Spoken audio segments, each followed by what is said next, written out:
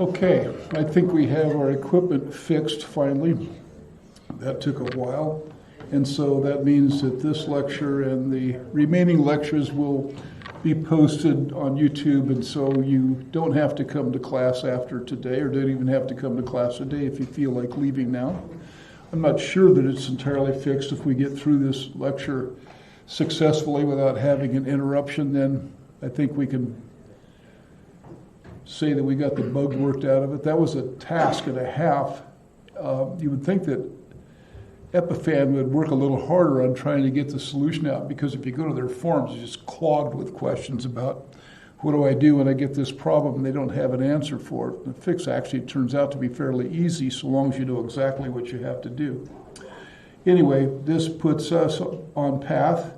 Now, remember last time I pointed out that I was going to switch the sequence of the opening lectures a little bit, because I discovered that the government plans to release the National Income and Product Account data release for all of 2019 gross domestic product and its aggregates a week from today at 5:30 in the morning.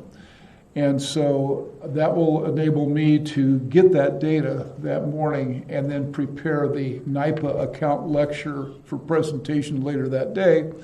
And I won't have to use old data to show you how the NIPA accounts work. I'll be able to use very current data. I'll be able to use data that was released that morning. So to enable myself to do that, I had to decided to switch that lecture, which would have started right now, to next Thursday, and then move the business cycle material into today and next Tuesday. And so you may not have already read the chapter that's sitting there for business cycles, but that's okay. You can read it on this weekend, over this weekend, and you won't there won't suffer any loss because of it. And that'll allow me to present very current data to you for the GDP and its measures, and even allow us to talk some about the political implications of the data in a presidential election year, because of course people will be watching all of this information as we come closer to the to the elections in general, including the presidential election in November. Okay, so we're going to start talking about business cycle mechanics, and I do that in two separate lectures. One is about the pathology of the business cycle as a kind of consistently disturbing series of events that impact an economy, having some common features in all cycles, but different features in all cycles as well. So we talk about the general pathology of the cycle and about some of the attendant problems that arise because of the business cycle, and that's today's lecture. And then in the next lecture, we go down and we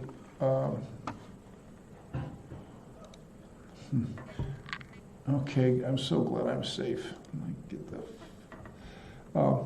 We go down and take a look at data that is pertinent to recent business cycles and the current recovery that we're in. So let's start this off by asking and answering this question: what is a business cycle in the context of a class like this? So it's an economic phenomenon that is everywhere, ubiquitous, common, measured by, in terms of real GDP growth rate, the movement from a peak to a trough, which is a recession, and back to a peak, which is an expansion. So already I'm using a term that you're not familiar with that you ordinarily would be. When I talk about the real GDP growth rate, that of course is the level of our national output in real terms, adjusted for inflation, as measured by its growth rather than its magnitude. And normally, as I say, that's the first thing we start talking about in this class. So you haven't seen what that is yet, but it's easy for you to understand the concept. It's effectively a measure of national output. So this is a phenomenon that explains the extent to which this is cyclical. Now, it's not an evenly cyclical, doesn't look like a sine wave. The expansions are much longer lasting than the downturns. Looks more like a sawtooth or something, but it's common, has always been around, will always be around in the future. We're going to define the recession loosely to be 2 or more consecutive quarters, that is 6 months, when the real GDP growth rate is negative. So the nation's economic output is negative for 2 consecutive quarters. Now, when we see the data next Thursday for the most recent quarter and for the entire year, that is certainly not going to be negative. I expect it to be a value like 2.1 or 2.2% annualized for gross domestic product. That's fairly low by historical standards, but it's not alarmingly so, and it's certainly not negative. And there's not going to be any surprises about that. It may be a little bit lower than what I'm saying or a little bit higher, but not remarkably so. Business cycles are investigated by a private research investigation called the NBER, or National Bureau of Economic Research, and they have a much more subtle definition of a recession, and so their data that shows you're in a recession or a peak or a trough doesn't use the crude criteria that I've just indicated, the 2 quarters of negative growth. Theirs is more subjective, and they more or less simply declare that we're having a recession or we are not having a recession by using the standard that is quoted here, which, as I say, is somewhat judgmental. A recession is a significant decline in economic activity spread across the economy, lasting more than a few months, normally visible in real GDP, real income, employment, industrial production, and wholesale retail sales. The recession begins just after the economy reaches a peak of activity and ends as the economy reaches its trough. Between trough and peak, the economy is in an expansion. So as you can tell there's no hard, concrete, statistics-based definition of when a recession begins or ends, but instead kind of a judgment call that is made by this group of economists. So the data that we look at about peaks and troughs in this come from that latter criteria rather than the more elementary criteria that I introduced, which is 2 consecutive quarters of negative GDP growth. So as we consider this phenomenon, because you'll see a downturn here before long, I would tend to think, and for you, it'll be maybe the second downturn in your life. Let me see if that would be right. Let's see, were you alive in 2000? This is 2020. Some of you were just babies in 2000, okay? So you probably don't remember the dot-com crash and the way it affected your life or your parents' life because you were like an infant. But there was a substantial recession that followed that happened in 2007, 8, and 9 that you may remember because you were older then and probably you didn't know what a recession was at age 8 or 9, but your parents certainly did, and some of them may have been impacted by it. And we'll talk about that recession later in the semester, a little bit today, but mostly later in the semester. So the next time we have one, this will be the first recession that you will have experienced as an adult if you're from the United States. So they do follow a given pattern up to a point. And you often see the same triggers for the turning points from one cycle to the next. So they are somewhat predictable, but only in the loosest sense. You can kind of see them coming. You kind of realize that their probability is rising and the like, but you can't exactly be sure about that, I should say. So we can generalize common features that we tend to see in most cycles, and those common features will be discussed today. That's the emphasis of the business cycle essay that I'm having you read and most of this lecture. Having said that, every downturn and recovery will have some unique, non-pattern characteristics that are peculiar to only that cycle. For example, a downturn may be explained by a very specific catalyst that had either not been seen before or perhaps not seen for a very long time. So I mentioned that about the time you were born, there was a serious recession called the dot-com crash. That's what it's referred to now. And that was at a time when these large internet companies, most of which aren't around any longer because they were destroyed by the dot-com crash, became too valuable. There was excessive speculation, and it caused a significant stock market crash, which pulled the rest of the economy down with it. It caused a great deal of distress. So that had happened before. It happened at the beginning of the Great Depression, but it is not common to every cycle. There's not stock market speculation at the beginning of every downturn. There was for that one, and there was for 1929, but that was specific actually to that cycle. A few years later, when we came to the 2007, 2008, 2009 recession, then that was caused by a mortgage meltdown. It's often caused when there was a crisis caused by the fact that the banking industry here in the United States has simply issued too many bad mortgages to borrowers, and on such a scale that when those loans went into default, that it actually caused a global economic recession of some scope. And that was very unique. That had not happened before ever, actually. And that was specific to that cycle. The mortgage meltdown, as I say here, that initiated the last global economic crisis was truly unique in its scope and its impact. To really understand the business cycle, we must understand both the common repeating element and the component that is truly unique. And so, as I say today, we mostly look at the generalizations. And when we come back next week, we look at specifics on some of them. Now, if we go back to the data that's provided to us by the National Bureau of Economic Research, this is what they identify as the recessions that have happened since 1960.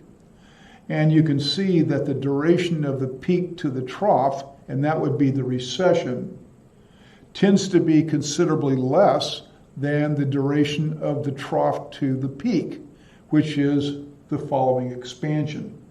So if you take a look at the very first one, the peak was in April 1960, that's in the second quarter, and the trough was February 1961, so that downturn was short-lived and only lasted 10 months. And then that was followed by an expansion. So December 69 to November 1970 was a contraction that lasted only 11 months, but that was followed by a very long expansion that lasted 106 months. And so as you go down this, you can see that the recessions, although they are brutal, tend to be relatively short-lived. The expansions are very long-lived in contrast to that. The expansion between November 2001 and December 2007 was an expansion of 120, let's see, that doesn't sound right. Trough to peak. 120 months. I don't think that's correct. That's mistaken, because that's not 120 months. 121, that's about 4. Yeah, that's mistaken there. For some reason. I amended this graph last night, or the night before last night, I think. And so when I put in the bottom one, I always have to adjust the one on the bottom because time goes on. The current expansion comes from June 2009 up to the present. And so the current expansion is 122 months long, is actually the longest expansion on record for the entire history of the United States.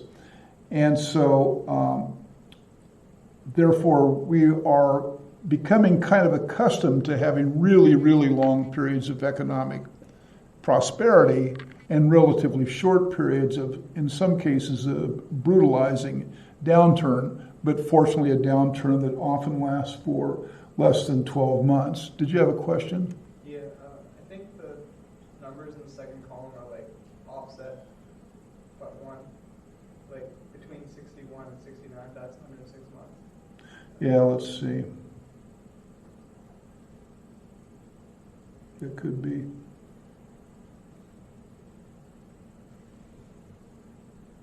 The numbers are correct, they're just not in the right location. Let's see what we're showing, expansion from peak to trough. Peak to trough, that is 11, that's correct. And then from trough to, oh, that's right. The trough refers to, the trough to peak refers to the previous trough to the peak on this line. So I was actually just misreading it. It is correct. Because the 120 refers to the period between March 1991 and March 2001. So the graph is correct. My interpretation of how you read it was incorrect. Okay.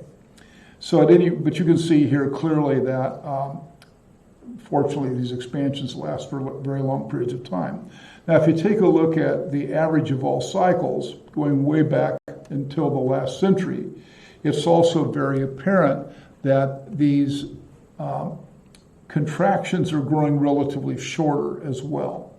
When we go back between just before the Civil War and the end of World War I, which ends in 1919, we have 16 cycles that aren't shown here, but the typical contraction was 22 months and the typical expansion was 27 months, so they were almost even. So about half the time we were in a recession and about half the time we were in a recovery. So that did kind of look a little bit, I suppose, like a sine wave. But as time moved on between World War I and the end of World War II, then the expansions began to get longer. And this is despite the very negative effect of the Great Depression, to where expansions were lasting about twice as long as contractions. But in the post-war period since World War II, beginning in 1945, where we've had 11 cycles, then, of course, the months of expansion are 5 to 6 times the level of the months of contraction. Now, this is mostly attributed to, it's kind of debatable as to why this is true, but our capacity to use policy to keep the economy away from a recession, I kind of warn that that may not actually be the reason, because we don't use policy very intelligently, and we don't use fiscal policy at all. What happens in Washington, and has happened in Washington for the last 20 years or so, is just an accidental byproduct of a chaotic political process, and is not any kind of policy put to effect for the purpose of impacting the economy. What the Federal Reserve System is doing on the monetary side is policy-based, but nothing on the fiscal side is. I think it's more the case that this is showing the effect of the modern-day credit economy, where it's easier for all bodies, including individuals, households, governments, and corporations, to borrow money, and they have. And that has resulted in longer expansions, because the aggregate demand that results from borrowing and spending credit makes the economy just continue to run at some degree of expansion, even if it's tepid. That is certainly the reason why right now this economy continues to sort of chug along at 2%, because as I said in the last lecture, we're not going to look at data yet that shows this, but we will eventually. As I said in the last lecture, I should say, we use copious amounts of credit and debt in this economy, and that does have the effect of just keeping things going for a longer period of time than would be the case if we weren't borrowing at such heavy levels. You borrow at a very heavy level to pay your astronomically high tuition fees at the college, and you leave the college in some cases with very high levels of debt, less so you than students who go to community colleges and state colleges and the like, partly because we don't use very much debt at this college compared to other colleges, and that's because on average you come from a higher income group than is typical for, say, Cal State San Bernardino or something like that. And so it's also the case that students borrow to some extent for the purpose of just, spending the money. And sometimes that goes for education, and sometimes it doesn't. When I was discharged from the Air Force, we discovered the wonder of student loans. And I I resisted the temptation, although many of my friends did not. But I had a friend that I was in the Air Force with that he signed up to go to school at Fresno Community College, which was what was called a junior college back then, a 2-year college. And tuition was free back in those days. It didn't cost anything to go to a community college, and he lived with his parents. And so didn't have to pay for a dorm, and even books weren't very expensive back then. But he borrowed like almost $1,200, and he bought a Porsche with it. He bought a Porsche Cabriolet with it, I remember that. So he was driving around, shining it all up every day, and really a good-looking car. So that's when I discovered the miracle of student loans and the miracle of credit in general. So to some extent, again, I think this is simply because we borrow our way out of recessions for long periods of time. We'll come back and address that later in the class when we have a little more data under our belt. What's the difference between credit and debt? What? What do you mean by, is there a difference between credit and debt? Yeah, well, credit and debt are related, of course. Debt is an aggregate, and credit is the flow that leads to that aggregate. So in the statistical data that we'll be looking at, credit is a flow variable, and the debt is, of course, the accumulated effect of all of that over time. Okay, so let's start the business cycle at the trough. For example, you have to start somewhere. And so this is the common feature that you find in all business cycles that are being described here and are described in the essay. The Federal Reserve System, which is our central bank, and equivalent central banks around the world, see it as their job to stimulate economies out of a recession by providing an increased flow of credit to the economy so that we can borrow our way out. And the side effect of that, and also the intent of that, is to push interest rates down to very low levels. This encourages you to borrow, or somebody to borrow at least, maybe to buy a new car or to buy a television set, or with these low interest rates, it might be a suitable time to buy a home if you still have your job and the like. And so low interest rates and the availability of credit at those low interest rates encourages an ever larger number of people to borrow to spend. And that spending begins to have a strong stimulating effect upon the economy. And the economy begins to recover. At least it stabilizes and bottoms out. And then after a period of time, if the low interest rates continue and the credit is ample, then the economy will actually begin to grow, and we'll start seeing positive GDP for 1, 2, 3, and then finally a dozen or so quarters. And that's a monetary stimulus. Now you'll note that I'm careful to say, when I describe this phenomenon, that it amounts to an expansion of credit or a greater use of debt. I don't say that it is a monetary phenomenon. I don't say things like the Federal Reserve System creates more money for us to spend, which would be the kind of explanation you would see if you were taking this course in the 1970s or the 1980s. That would have been the explanation then. And the reason for that, technically, as we're going to see, is that the money supply is not really growing in this economy any longer because we don't use money for very much here. We get away with our spending without having money per se. We use credit cards, and we pay those credit cards off. And so our spending habits are now more correlated with our debt position and our credit position than they are with whatever amount of money happens to be in circulation or whatever amount of money we have in our account. You know perfectly well, probably from your own experience, that you could live a high life without ever having any money in your account if you have access to credit. You simply borrow whatever you need or buy what you need with a credit card or buy a car with a car loan or something like that, even if there's very little money in your account. And when you finally do get paid, immediately it goes out the door because you need to pay the loans off. And so you end up having no money ever except a small amount nominally in your checking account or in perhaps a savings account. And so that's the modern way. So therefore, statistically, it shows up that the money supply isn't growing in the modern era. And so because it's not growing statistically, we can't sit here and say things like they increase the money supply and that causes the economy to grow, because that's actually not true. What helps this, the low interest rates, is generally some degree of pent-up consumer demand, especially in a consumption-based economy like this.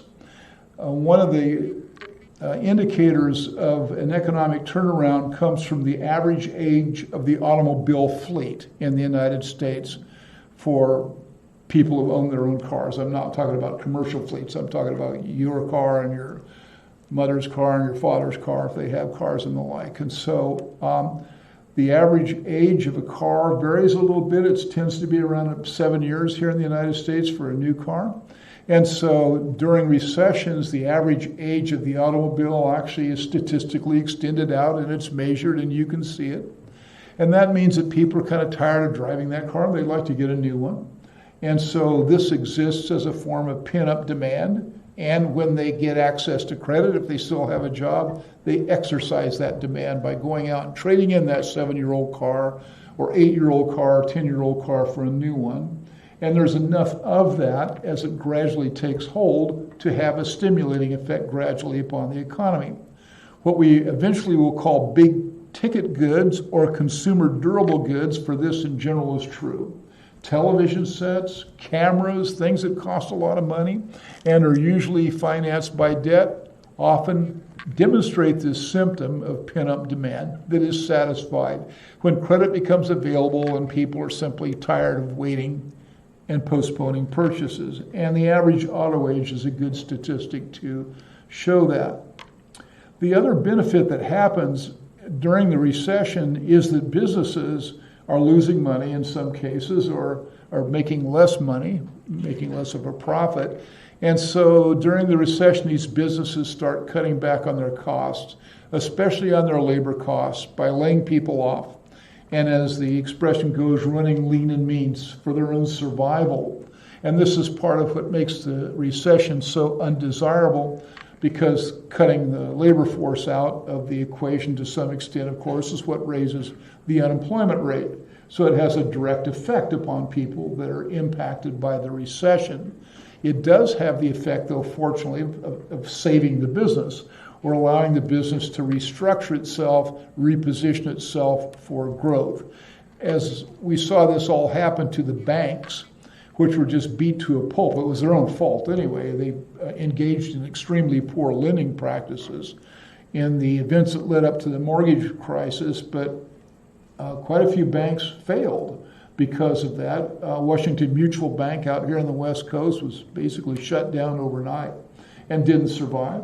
Merrill Lynch, Pierce, Finner, and Smith, or then I think it was just called Merrill Lynch, the huge brokerage house that I used to use when I was a kid as my brokerage house, just disappeared overnight. Its assets were swallowed by the Bank of America.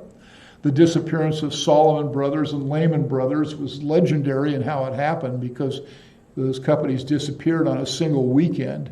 They existed on a Friday afternoon. They no longer existed Monday morning at market open. So they disappeared, but nearly all banks were heavily impacted by the recession, and therefore had to really scale back their operations and fired large numbers of people, as did the brokerage houses. And so, of course, all of that mayhem contributed to the depth of the recession and the duration of the recession. But it did have the effect of ultimately saving those banking houses, and now they're prospering again. And so that is kind of the nature of the recession. It just cleans house on businesses. And in some cases, they don't recover. It's kind of been interesting to watch age-based businesses that are slowly disappearing, that used to be very prominent when I was young. And one that I kind of keep my eye on that I find interesting to watch is NASCAR, the National Association for Stock Car Automobile Racing. When I was your age, especially young men, everybody went to the races back in those days, and you went to NASCAR races, right? You go back even as late as 2005, 2006, you'll see 120, 140,000 people going to a single NASCAR race. And this was a big phenomenon. but it just slowly dying out now. Your generation is not the least bit interested in going to a NASCAR race. You probably wouldn't go to one if it was across the street. And so that's an example of a class of business that isn't going to recover even though they start going lean and mean. I kind of have to wonder what the future of golf is, for example, after Tiger Woods finally dies, because he seems to be the only thing keeping it going right now. He's down there right now playing in Torrey Pines. Both of my brothers are down there following him around, because if he wins at Torrey Pines, then he will have won his 83rd tournament, and he will hold the record for all time for most tournaments won, beating Sam Snead's ancient record, which goes clear back to the 1960s. So he'll have a big following, and the Torrey Pines broadcast on CBS this weekend will be watched by millions of people because they want to see if Tiger's going to break this or not. But like I say, as soon as Tiger retires, it's probably the end of golf so far as I can tell. I was also caught up with the big poker craze that started in 2005 when the Travel Channel started broadcasting poker games live. Some of you were probably a little too young to remember that, but that was a big craze back then, and people currently your age, everybody was playing poker, but that's all dead now, you know. So it's interesting to see that some businesses actually during recessions manage to recover, and others don't. And that's kind of fascinating to watch that. What the real question I think that will involve you is whether it's a cyclical phenomenon that goes up and down like a sine wave, or it just slides away and dies, is the automobile industry, especially the automobile industry in its present configuration, right? What will it look like in, say, 2040? Is the sense of the market right now that Tesla has the key to that question correct or not? I mean, Tesla stock is currently around $500 a share, which is absolutely insane unless you believe that the answer is in Elon Musk's head. He gets what's going to happen to the auto industry to a much better extent than, say, does Ford or General Motors or Volkswagen or the like. And of course, you understand the role that's played by your lack of interest in automobiles as a generation, for example, that you're not very interested in cars like my generation was. You just basically see them as something you have to put up with for the largest part, right? And so you would just as soon Uber as you would own your own car and the like. And so then the issue also of self-driving cars and self-driving transport is going to have a big impact upon all of this. So one has to wonder who will survive and who will not survive as these technologies change, and human tastes and preferences for types of consumption change as you become an older cohort. So businesses run lean and mean. Some of them make it and some of them don't. Now, during the expansion in the United States, that tends to be consumer-led. That is to say, we're the ones who do that. We start buying more. We start using more credit. We buy our new cars that we want, new television sets, go out and eat at restaurants more, travel more, and the like, you know. And so this really shows up in the disaggregation of the data that we'll see when it comes out next Thursday. Again, on what are called consumer durables and real estate. Real estate is an extremely cyclical industry, more so probably than any other. And so when you have an economic downturn, real estate just collapses. And then when you have an economic upturn, real estate just explodes off again, for example. And so the expansion's consumer-led, and sometimes we get to real growth of in excess of 5% very quickly, and sometimes that's fairly long-lasting. So you can have a GDP growth rate of 5 or 6% a couple of years after the trough. And we did not do that in this most recent recovery. This is the longest recovery on record, or the longest expansion on record, but it never had a single year of high growth. It never had a year of growth of higher than 4%, and that's very unusual. Real estate does tend to lag a little bit, so when you look at the data, real estate takes a while to come down, but when it comes down, it crashes, and then it takes a while to go back up, but when it goes back up, it often explodes. And what we will later call and try to measure and explain as productivity gains can substantially increase the time period and the rate of gain for this. And so productivity gains are probably contributing to the lengths of these expansions as well. This is your job from the economics point of view, right? What do? You enhance productivity gains because you're engineers and coders, and basically you make corporations more productive. You add value to what corporations offer to the consumer on a very, very high scale, which is why you're paid so much. You're only paid a fraction of what you're actually worth, believe it or not. But you say, well, I'm getting paid an awful lot. Well, you're worth a lot more than that.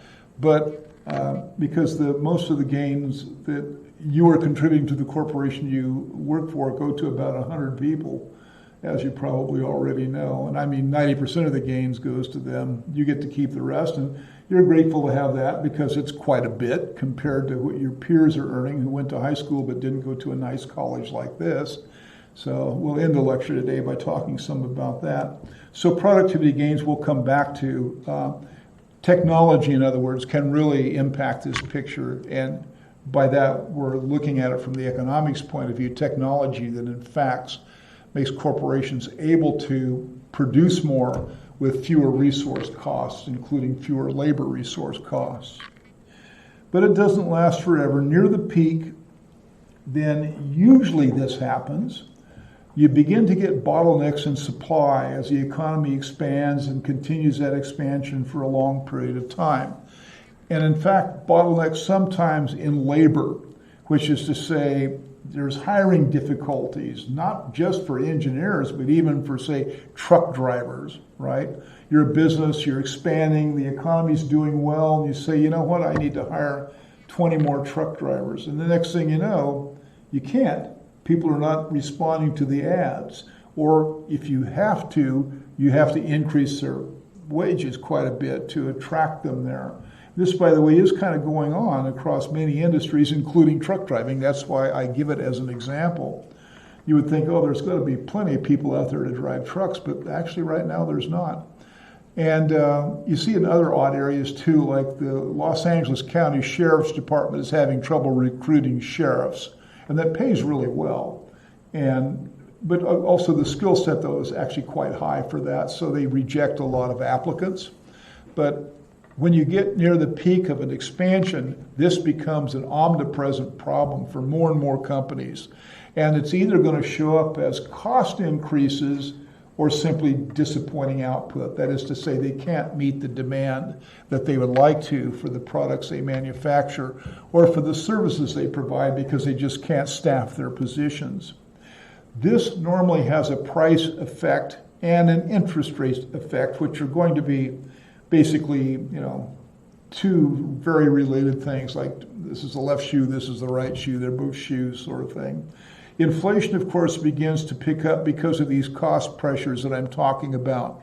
If you have an acute shortage of raw materials like lumber or concrete or even water, labor, whatever you're talking about, the cost of that starts to rise and affects the profitability of the corporations, and they try to, if they can, pass that on to the consumer who resists that. And so there's just general, typical underlying inflationary pressure that you see as you approach the peak of an expansion. And interest rates generally are rising with the inflation rate. And so all of a sudden, the 30-year fixed rate mortgage rate for buying a house, which let's say had been at 4%, goes to 4.5%, then 5%, then 5.5%, and 6%. And that's going to cause problems eventually in real estate. Now, by the way, this is not happening now at all. There's no increase in interest rates. In fact, interest rates are near all-time low historical levels, and that's going to require an explanation in and of itself. And there's absolutely no inflationary pressures currently of any kind. So if we were to have a recession next year, it would not be typical in that this would be present at the outset, because this is not present now in this economy and is not expected anytime soon. Historically, though, it normally is found at the beginning of a recession. Rates of profits are squeezed because of these inflationary impulses and rising costs. And that sometimes impacts the stock market. I'm looking very closely. We're playing the earnings, in fact, this week. In Econ 136, Netflix had their earnings yesterday. Their earnings report was fairly tepid. The market did not respond to it yesterday. It kind of drifted up today, but sometimes these stocks really pop or decline on their earnings reports, and Netflix didn't do that. And then we have Apple earnings coming up on Tuesday, and everybody will be watching that. Microsoft earnings are coming up on Wednesday. I think Snap earnings are coming up on Tuesday. So that's a small example of a smaller company that's calling itself, by the way, for regulatory reasons, a camera company. Snap says we are a camera company. And they're saying, oh, why were they doing that? Well, they're doing that so they won't be sued as a social media company, I guess. At any rate, profits do get squeezed, and so it's interesting to watch them at a micro level, company by company, to see if there's evidence that they're being squeezed right now. And it's too early to tell, but within 3 or 4 weeks, we'll be able to make more or less a blanket statement about how profits did in the fourth quarter of 2019, because that's what's being reported right now. And that can engender a negative wealth effect. And this is the first time I've used that word. You don't need to worry too much about it right now. It's going to be over and over again. We'll be talking about what we call the wealth effect, because it is so robust in affecting our spending habits. But for the time being, we'll just say the wealth effect is your sense of how wealthy you are. And that comes and goes. It's fairly fickle. It can be fickle, rising and falling, without your wealth actually going anywhere up or down. But you have a sense of kind of well-being that I think I'm going to make a lot of money this year, or I'm going to do well in the stock market. So the wealth effect has a positive effect. Or there's a series of bad news or scary news or something like this coronavirus can even affect it, right? And you're saying, oh no, this world is a scarier place than we thought, and that'll actually make people sort of assess down their sense of their personal well-being and their wealth. And interestingly, that has a very strong impact upon discretionary spending. You know, people don't go to restaurants when they feel that their wealth is being curbed, and they do go to restaurants when they feel like, yeah, everything's fine. I think we're on the up path here. And the one thing, though, that is characteristic almost always somewhere is speculative excess. When everything's growing and prices are starting to rise, speculators are out there really trying to milk this system for all it's got. And that could be in stock prices, that can be in real estate prices, that can be in commodity prices, that can be in outright scams like the nonsense you get on your cell phone and the like, you know, which is a flourishing industry right now. And that causes a problem, of course, because it's not real legitimate economic activity, and it can lead to a severe distortion of prices. A good example of that will become, as we explore it later, the dot-com crash that happened about the time you were born, right? That was triggered off by insane price inflation of stocks, way beyond any reasonable standard of their valuation, like probably Tesla right now. I mean, I get the fact that Tesla is a very cool company and the Model 3 is a very cool car, but if you take a look at their sales levels compared to anybody else, it's really hard to justify these $500 per share stock price. This was starting to look like a standard, you know, ramp up of speculation that is disconnected from reality. And if you're in on it, you can make a lot of money. You can just go buy 100 shares of Tesla or 10 shares of Tesla, for example. And if it goes to $600 or $700 a share, as fast as it went from $300 to $500 a share, right? In 4 or 5 months, you'll make $10,000, $20,000. Pay for your tuition for next year, perhaps. But we'll probably raise your tuition faster than you can accumulate the money to pay it. So, because we are good at that, we're just like Tesla the other way, as you know. So I can't use that as an example. I have to use something else, like going to see Machu Picchu, because you've always wanted to. That price won't go up. So, and then of course, a lot of you know that you can buy that stuff on leverage, 2 to 1. If you're buying options, 50 to 1. And so if you get lucky with that $10,000 bet, then you can turn it into $200,000 or $300,000 really easily with an options contract, just so long as you win. But when these prices are going up, everybody starts winning. You saw what happened to Bitcoin not long ago. You were old enough to remember that, right? You probably knew people that had a Bitcoin or two. There are Harvey Mudders who made more than $100 million on that run-up in Bitcoin prices about 3 years ago. More than $100 million.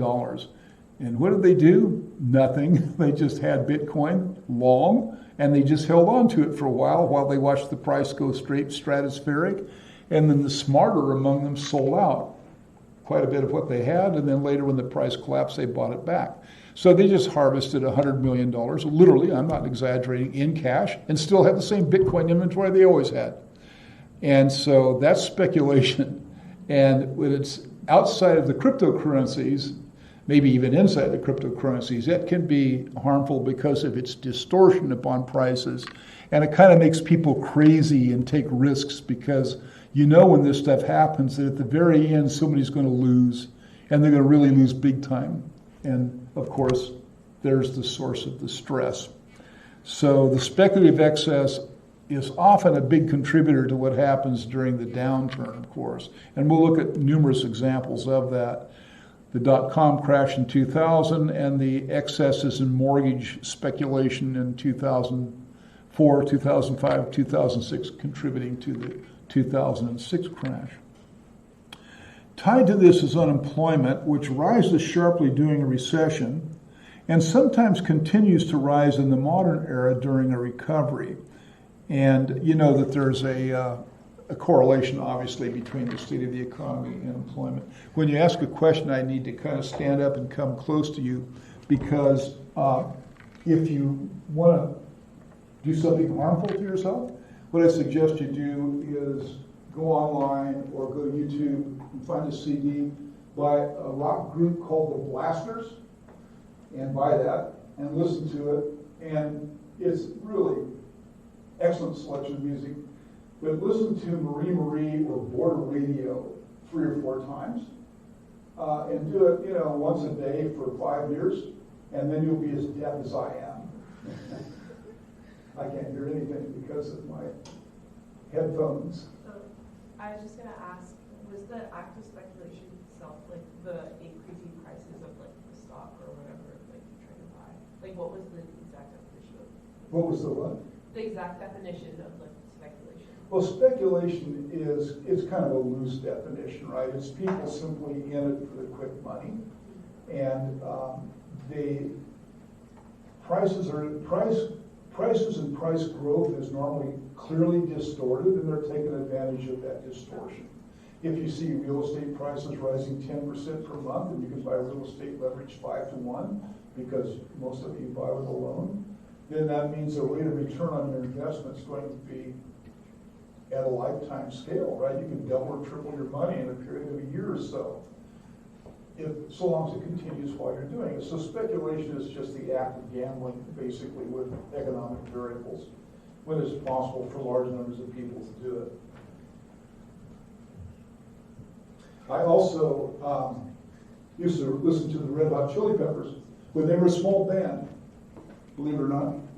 And at the Coach House in Laguna Beach, I actually fell asleep on the stage with this ear on their studio speaker, which is why I can't hear anything in this ear at all. I was there for 20 minutes, somebody said, before somebody pulled me off the stage. So the limitation is I can't hear a damn thing.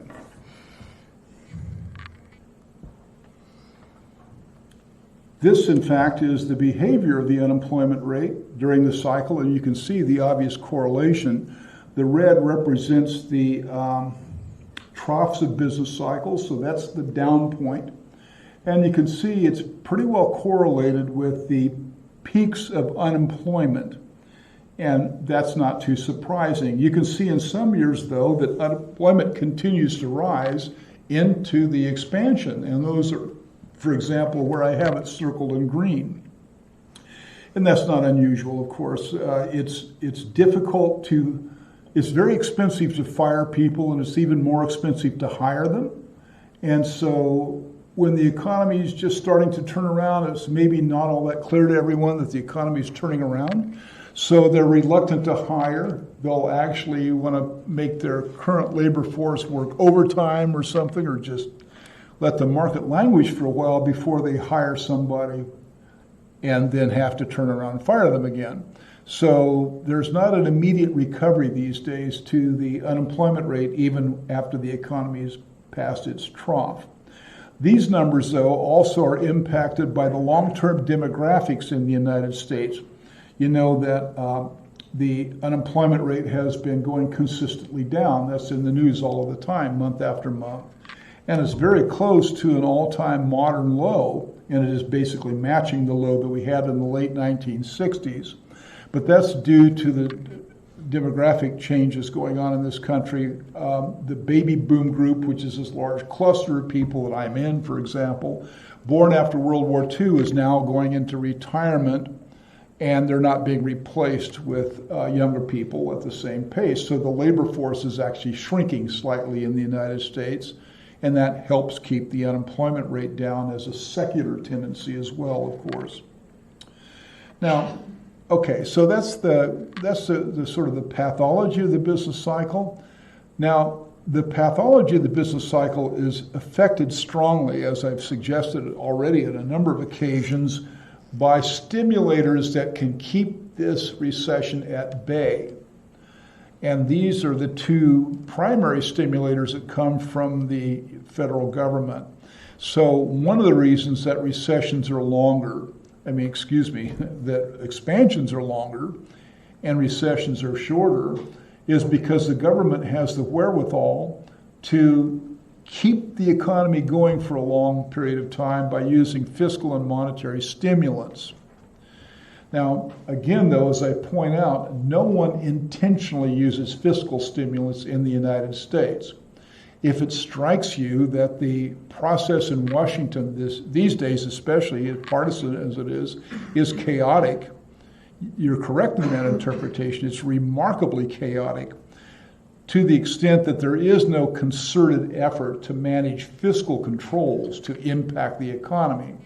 It literally really is the case like you have this enormous, completely dysfunctional family that just spends a lot of money, and the amount of money they spend is a lot, and the amount of money they take in revenues is a lot less, so they borrow the difference. And each year, that difference that they borrow just filters out there as aggregate demand coming from the federal government. And as a magnitude, it is an accidental byproduct of a completely broken system. But it is a beneficial accidental byproduct of a completely broken system because it results in huge, copious levels of aggregate demand and income creation coming from the federal government. And so this is your first exposure to data that demonstrates the extent to which that's true. And that part is the policy stimulators on the left side, representing the fiscal side, which is United States government spending and taxing. The result of that chaos is the so-called budget deficit. And this is perhaps your first exposure to that, so let's pause and take a look at it. We're talking about huge budget spending levels relative to taxes. So, for example, in fiscal year 2019, which ended on the last day in September 2019, the government fiscal year goes from October 1st to October 1st. They don't use the calendar year as their fiscal year. In fiscal year 2019, the federal government had revenues of $3.632 trillion, mostly from taxes that you pay in the form of income taxes. Okay. The level of spending by that same government was $4.6 trillion. And the difference between the two is what is called the budget deficit. That's in excess of $1 trillion. Now, the budget deficit, as we're going to see, this is your first exposure to this, and right now I'm not expecting that you know it because we have a dedicated discussion of this in about 2 weeks or so. How do they do that? how are they able to spend so much more money than they take in tax revenues? And how are they able to do it year after year after year after year with no consequences? Because the estimate for fiscal year 2020, this is the Congressional Budget Office estimate, which in my opinion is too low, has us running another $1 trillion budget deficit this year in which we're living. So, and the year before that, the budget deficit was about $900 billion. And so you see, in terms of relative magnitude, that the deficit is actually about 20% of the total amount of the money the government spends. So that would be the equivalent of you if you had a little family or something that had an income of, say, $60,000, $70,000, spending $100,000 a year after year after year after year after year, and borrowing the difference and calling it a deficit. So how do they do it? They're able to do it through the sale of United States Treasury securities to anyone who wants to buy them, to the general public, to corporations, to overseas investors, and to even foreign governments, who are some of the largest buyers of these budget deficits. They sell United States Treasury bills, notes, and bonds, and they sell enough of them net new every year to pay for the deficit. So, in any given year when you run a budget deficit of $1 trillion, the United States Treasury sells net new U.S. Treasury bills, notes, and bonds worth about $1 trillion. So that's how it's paid for. So long as there's a market out there for parties who are willing to buy it, such as you, your pension fund, your retirement fund, the corporation you work for, the college, the Bank of Tokyo, overseas investors, the Sovereign Investment Fund of Saudi Arabia. So long as there's somebody willing to buy all of this debt, then you can use the proceeds of the debt to spend. And that's how you're able year after year to spend $1 trillion more than you take in tax revenues. The breakdown of those assets down there, the current amount outstanding. A moment ago, we were asked, what's the difference between credit and the debt? Well, the net stock aggregate that builds up is the debt.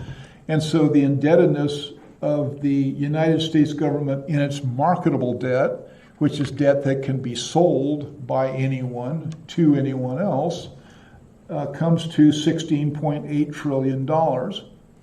And in any given year, if you run a $1 trillion budget deficit, then this goes up by $1 trillion. So next year, it'll be about $17.8 trillion, and last year it was about $15.8 trillion. It's broken down into bills that have maturities of 1 year or less, notes that have maturities of 1 to 10 years. Don't worry about what this means right now. Later on, we come back to this. Bonds of more than 10 years, and you can see bills outstanding, 2.4 trillion, notes outstanding, 9.8 trillion, bonds outstanding, 2.3 trillion, and others, which include mostly non-marketable debt that I'll explain way on down the line in this course, adds up to $16.8 trillion. So this discussion is not about how it's financed or how it's done. This discussion is whether this has a stimulating effect upon the economy or not to keep these expansions much more long-lasting. And the answer is, of course, beyond any shadow of a doubt it does, right?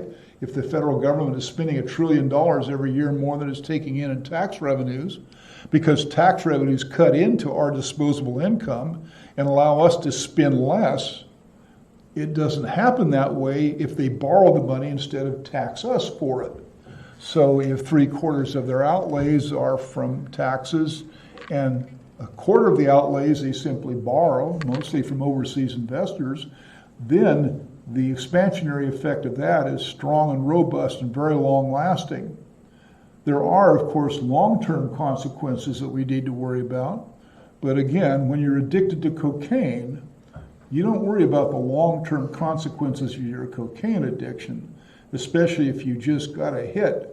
You don't worry about a damn thing if you just got a hit. You worry about the addiction when you run out and nobody will sell it to you anymore. That's not our situation currently for the U.S. economy because there is a very ample market for U.S. Treasury debt at the present time.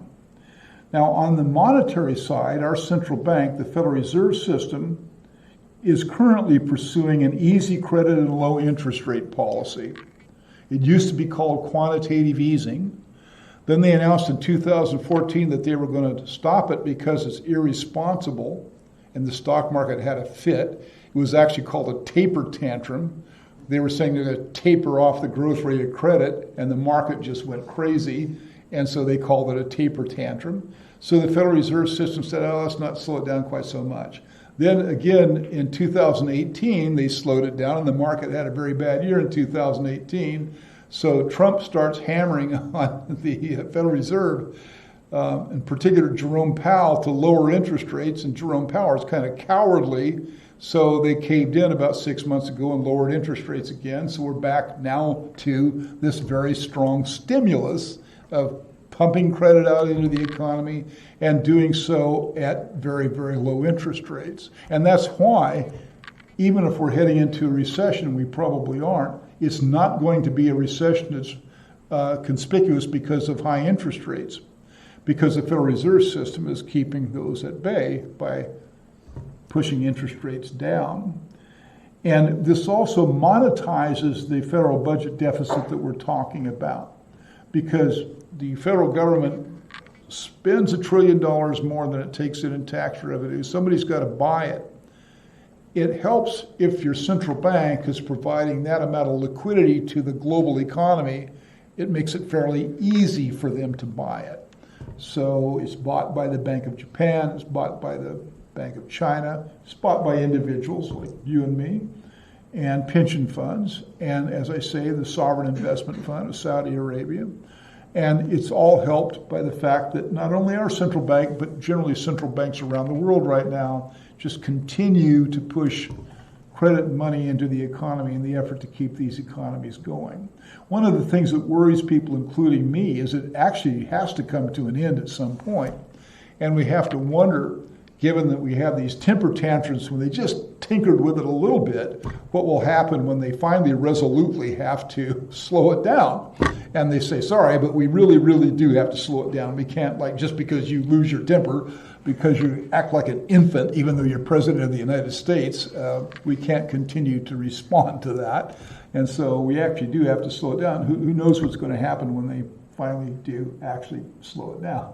So that may happen. I was going to say that may happen in your lifetime. It may happen this semester, or it may happen in your lifetime. Now, when we go back and take a look at the,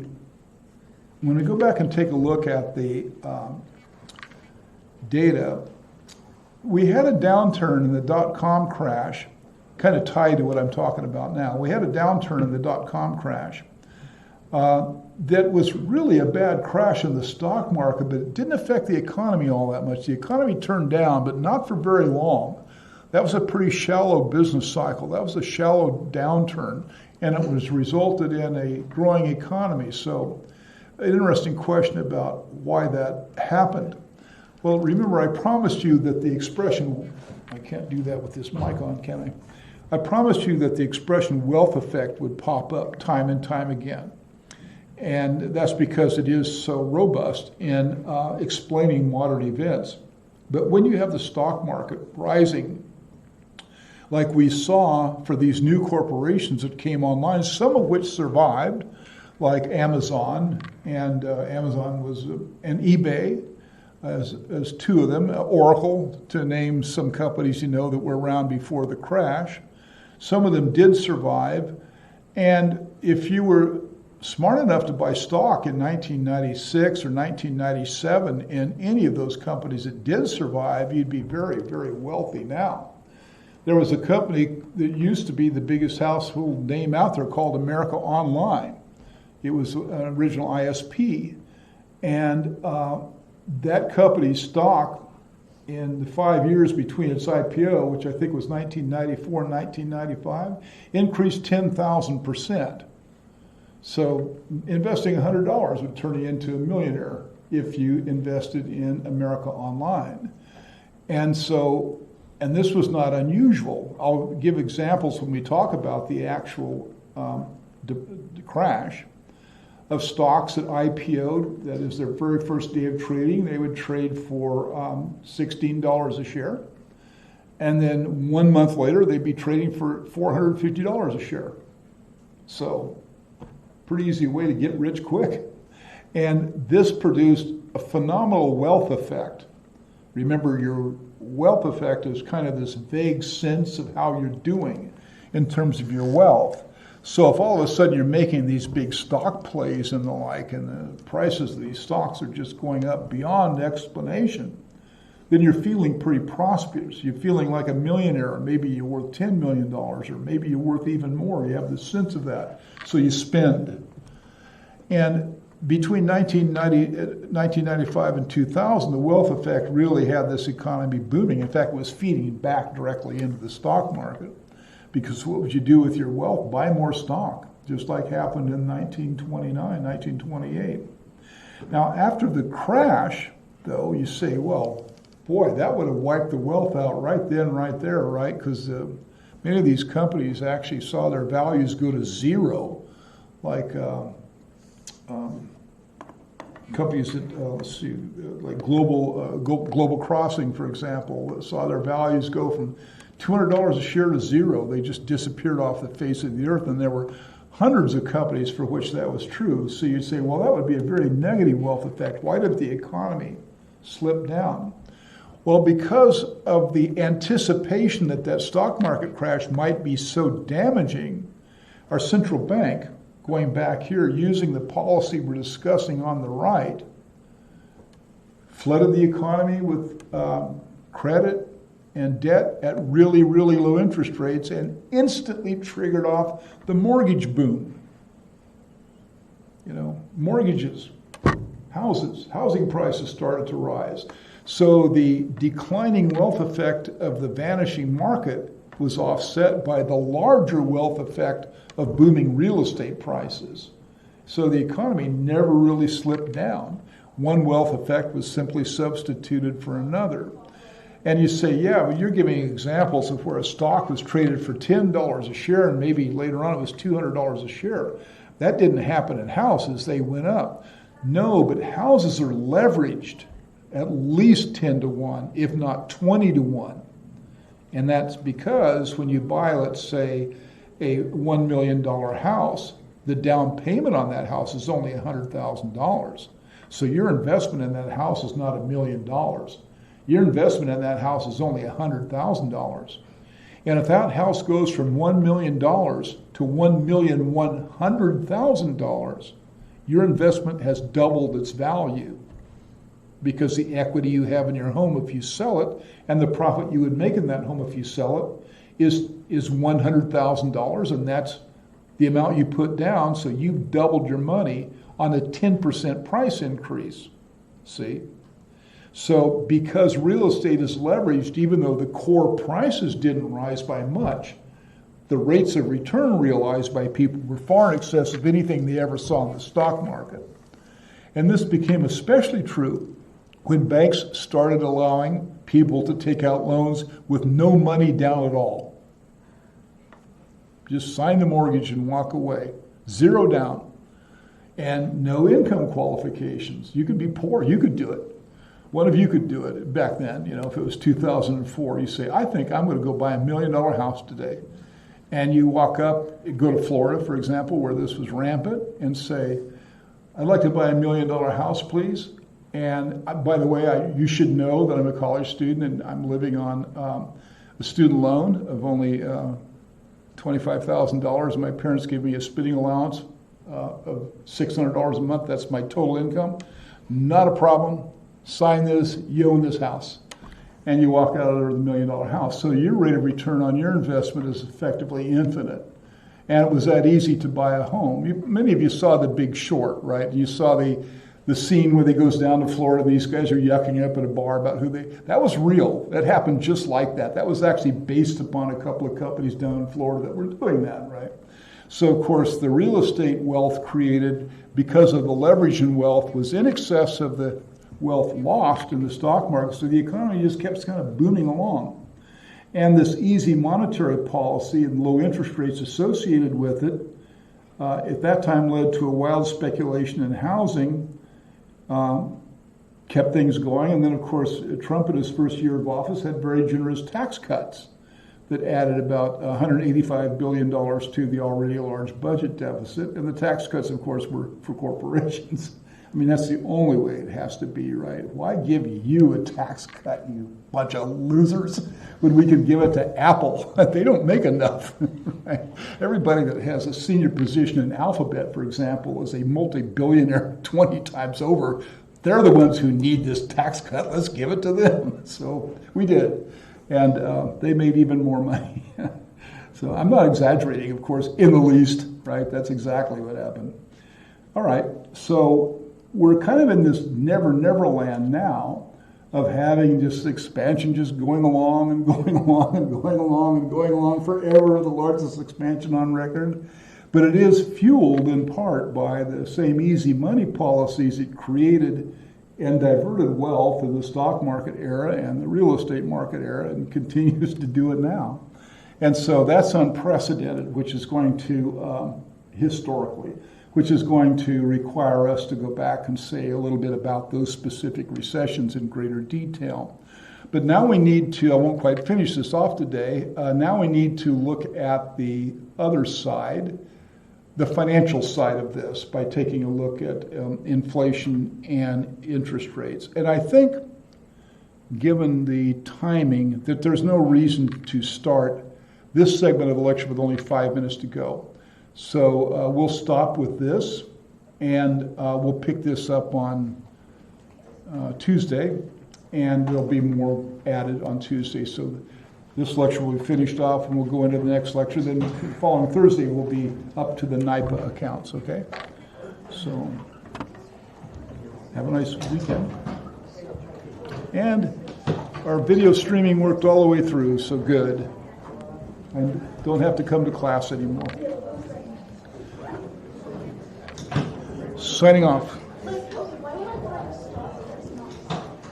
Yes, I want to stop my screen.